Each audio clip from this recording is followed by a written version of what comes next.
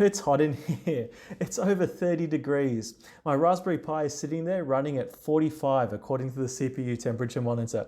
Now I know it can get up to 80 degrees safely without shutting down, but I'm worried about the longevity of my Pi, leaving it running warm for so long. The first cooling solution I tried was this little $2 fan. It came with a case that I bought online. The fan connects to GPIO pins 4 and 6, two adjacent ones, the 5 volt and the ground. Could have connected to the 3.3, but I stuck with the 5 because of the adjacency. The polarity on this fan is important. I had to connect the wires the right way around for it to work, and it did cool the Pi down after that. I managed to achieve about 7 degrees of cooling. But the trouble with this fan was that there was nowhere to mount it. It was designed to be mounted in the plastic case that I bought it in, so I just left it dangling there on the Pi. It made a rattling noise when it was dangling. This solution is great when I'm experimenting with different circuits, but it's not good in the long term. I could never use something like this in a project because the fan would just fall off. The second component I tried was this great big metal heatsink with an attached fan. It's designed to stick onto the CPU and sit underneath an LCD screen that I purchased, which it came free with, and it should, in theory, have the best cooling.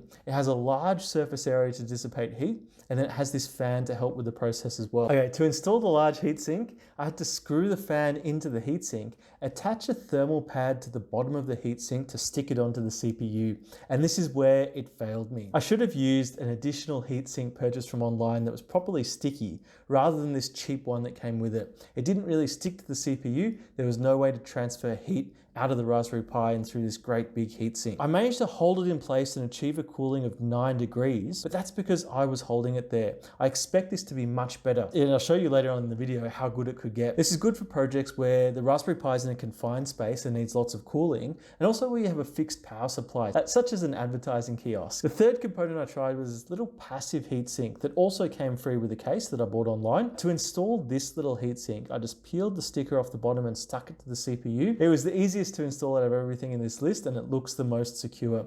It looks like it's going to stay on my Pi for a long time, for better or worse. So this alone did manage to cool my Pi by a few degrees, but it wasn't as good as the other solutions with the fan. It also didn't consume any more power. I liked that it was smaller than the large heatsink. It fit nicely on the Pi without covering up anything else, without getting in the way of anything. And it was also stickier than the fan. It didn't roll around. It was going to stay to that CPU. The cooling wasn't great. Then I thought of an improvement opportunity. Why not put the fan on the small heatsink? It can rest on the little heatsink to stop it moving around, and then run the fan to cool the Pi. And it worked. I managed to cool the Pi by 14 degrees using the heatsink plus the fan. There was no vibration, no noise, and it was a good option for when I really needed cooling, like if I was going to overclock the Raspberry Pi. Though, if you're looking to do overclocking on your Raspberry Pi, check out the Ice Pi cooling system instead.